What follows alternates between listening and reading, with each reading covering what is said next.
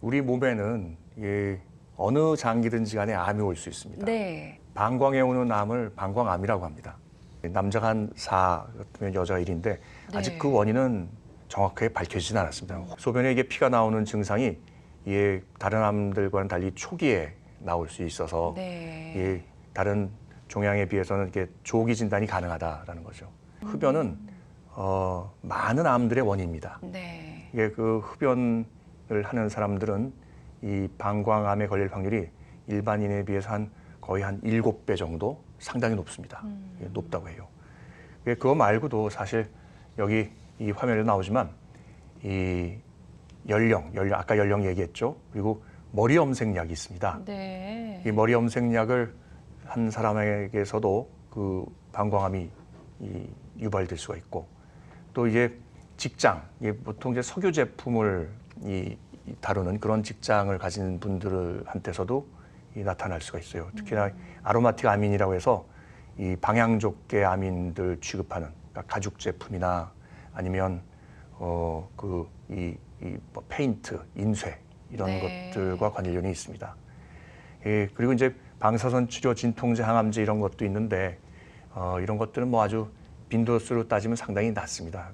고사리도 방광암을 유발시킬 수 있습니다. 고사리가요? 예. 고사리에는 타킬로사이드라는 그런 독소가 있는데 이 독소는 아주 물에 잘 녹기 때문에 우리 선조들은 아주 현명하게도 이 고사리를 그냥 드시지 않고 물에 한번 삶아서 충분히 독소를 우려낸 상태에서 다시 건져서 그래서 드셨기 때문에 안전합니다. 하지만 이 고사리를 그렇게 하지 않고 생으로 먹는다든지 덜 우려낸다든지 한다면 그거는 방광암을 유발시킬 수 있습니다. 한 번 했다고 걸리는 건 아니고 아주 오랫동안 계속 노출이 됐을 때 이 방광암을 다른 사람들보다 한 3배 정도 더 유발시킨다고 합니다. 보통 한 15년 정도, 이 보고에 의하면 한 15년 정도 계속 머리 염색약에 노출이 되면 다른 사람들보다 한 2배에서 4배니까 한 3배 정도 높아진다. 그리고 사실 직업을 하는 사람도 있지 않습니까? 그렇죠. 만지시는 분, 미용하시는 분들. 그분들은 사실 조금 더 높습니다. 그 냄새도 일단 안 좋은 거죠? 화학약품이니까. 사실 화학약품 말씀하셨는데 염색약 전체가 다 안 좋은 건 아니고 염색약에 착색제가 있어요. 이게 PPD라고 해서 그 페닐다이아민이라는 건 착색제. 이게 머리 색깔을 이제 머리에다 붙여줘야 되니까 그런 착색제가 사실 아주 강력한 이 칼시노젠, 발암 요인입니다. 사실 방광암의 자체가 그렇게 흔한 암은 아니기 때문에 모든 사람을 대상으로 해서 방광암 검사를 할 수는 없습니다. 다만 아까도 얘기했듯이 이 혈뇨라는 게 아주 특징적으로 초기 증상이 있기 때문에 유관적인 혈뇨로 온 사람이나 아니면 건강검진하다가 초음파나 이제 CT 같은 걸 하게 되는데 그런 걸 하다 보면 방광에 혹이 있다 이렇게 발견돼서 오는 경우에 방광 내시경이라는, 방광 안에다 이렇게 내시경을 넣어서 방광 내시경이라는 장비를 통해서 이 진단이 됩니다. 이 우리가 지금 뭐 복강경이다, 뭐 내시경들 많이 사용하죠. 그렇죠. 기술이 발달하면서 아주 작은 것들. 근데 재밌는 사실은 이 우리 의료계에서 가장 먼저 내시경을 사용한 분야가 바로 비뇨기과입니다. 그렇군요. 비뇨기과의 방광 내시경이 가장 먼저 발명된 내시경이고, 그때는 전기가 없을 때는 촛불을 켜고 했어요. 촛불을 켜서 그 반사되는 빛으로 이렇게 방광 안의 결석을 발견한 게 한 100여 년 됐습니다. 어느 정도 두께가 되나요? 방광 내시경 같은 경우? 놀라실 겁니다. 제 손가락이 좀 두꺼운데 이 정도 두께가 됩니다. 두께요? 그 들어가나요? 우리 요도는 상당히 그 플렉시블, 아주 잘 드러나는 성질이 있어서 충분히 들어갑니다. 이 인공방광이라는 수술이 왜 다들 안 하냐면 의사한테는 힘든 수술이에요. 굉장히 까다롭군요. 그러니까 환자한테는 좋지만 의사한테는 상당히 하기 싫은 수술입니다. 그렇다고 이 아까 주머니 차는 수술이나 인공방광이나 수술비가 거의 같아요. 뿐만 아니고 인공방광은 합병증이 아주 많이 생깁니다. 합병증이 있군요. 그래서 다들 안 해요. 그러다 보니까 저는 인공방광이라는 거를 20여 년 동안 하면서 합병증이 없게끔 굉장히 단순화를 시켜서 자꾸 이게 보편화시켜서 네. 자꾸 다른 주니어 스텝, 그러니까 젊은 교수들이 할 수 있게끔 자꾸 홍보를 하고 있거든요. 여자는 좀 더 어려워요. 그러니까 어떤 장기 구조 자체가 예. 다른 거죠. 여자는 이 관략근 살려주는 기술이 있어야 됩니다. 이게 인공방광이라는 게 방광만 딱 떼낸다고 생각하는 게 아니고 이 관략근이 살아 있어야 거기다 대고 이 인공방광을 연결해 줬을 때 이 방광의 기능을 하는 거지. 그렇죠. 방광이 계속 줄줄 오줌이 샌다면 안 되거든요. 네. 여자는 이 신경을 살려서 관략근도 살리고 신경을 살려주는 시술이 상당히 까다롭습니다. 그래서 이 그래프는 사실 제가 한 건데 저도 이 여자를 10년 전부터 했어요. 네. 어렵기 때문에. 그런데 이제는 한 4, 5년 전부터는 이제 뭐 전혀 문제 없이 이렇게 다 하고 있는데 여기가 소장인데 네. 이게 잘라내고 나서 그 나머지 소장을 이어준 연결한 부분이에요. 부분이고. 여기서 잘라낸 부분이 바로 이 부분인데 이 부분의 소장을 좀 펼쳐서 네. 이렇게 동그랗게 주머니처럼. 그렇죠, 주머니처럼. 예, 그런데 이렇게 동그랗게 만들어준 걸 제가 인공방광이다라고 칭하고 있고 네. 이렇게 동그랗게 만들어준 인공방광을 여기가 요도입니다. 여기가 요도인데 요도에다 이렇게 연결을 시켜주는 거죠. 그래서 콩팥에서 내려온 요게 이제 오줌줄이에요. 아까 얘기했던 콩팥에서 내려온 오줌줄인데 네. 오줌줄이서 이렇게 소변이 이렇게 내려와서 들어갔다가. 인공방광에 고이게 되면 네. 어느 정도 차면 소변을 이제 보게 되는 거죠.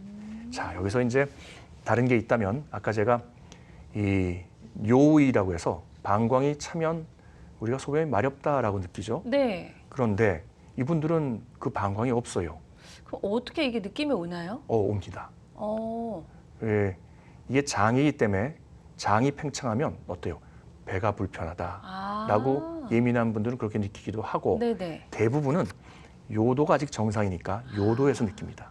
다행이네요. 우리가 소변이 많이 마려우면 사실 요도에서 느껴요.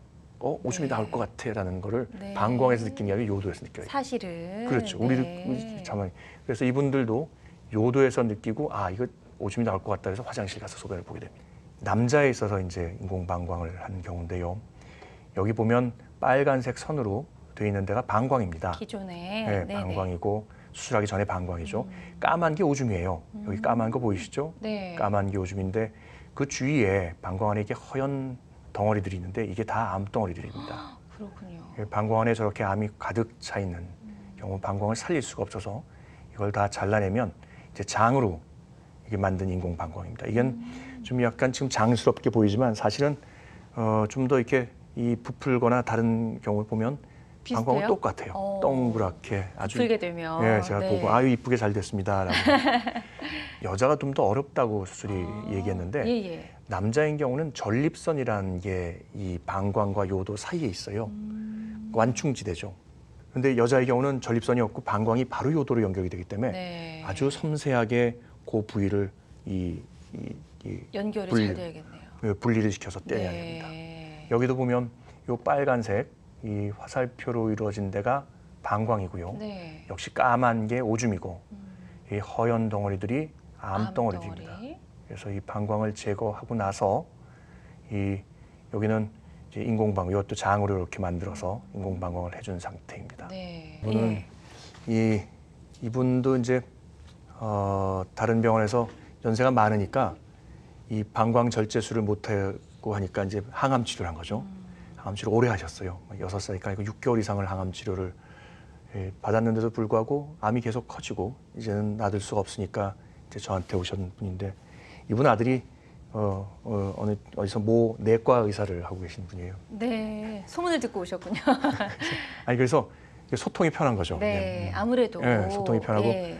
이렇게 술 후에 관리도 편하고 그 임파선에도 전이가 있었는데 요즘은 또 이제 면역 항암제라는 아주 굉장히 좋은 항암제가 개발이 돼서 그 면역 항암제 치료받고 지금까지 아주 깨끗하게 재발 없이 잘 지내고 계시는 분입니다. 네. 다행입니다. 당신 암이요라고 한 거에 대해서 한번 좌절을 하고 네. 당신 암인데 당신이 방광 떼내고 소변 주머니 차야 됩니다. 라고 하는데 또 좌절을 해요. 그렇죠. 그 정신적인 충격은 저는 이제 이 옆에 있어 봐서 알지만 입장을 바꿔놓으면 어마어마한 충격이에요.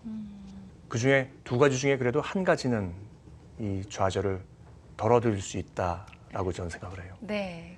예, 그래서 이 가급적이면 모든 분들한테 다 인공방광을 해오고 있고, 예, 그분들은 이 내가 암이지만 그래도 한 가지는 내가 극복할 수 있다라는 거에 대해서 참 스스로도 기쁘게 생각하고, 인공방광이 수술을 받게 되면 이제 주의하셔야 될 게 있습니다.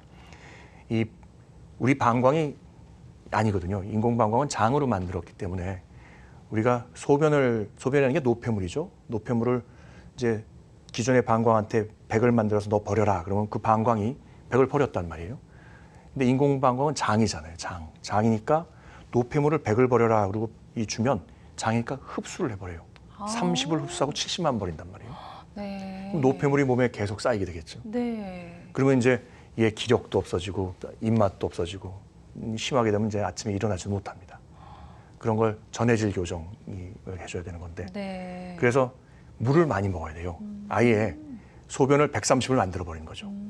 그러면 설령 30 흡수되더라도 우리가 원하는 100을 버릴 수 있단 말이에요. 네. 그래서 수술 후에는 꼭 하루에 1리터에서 2리터 정도 물을 먹어야 됩니다.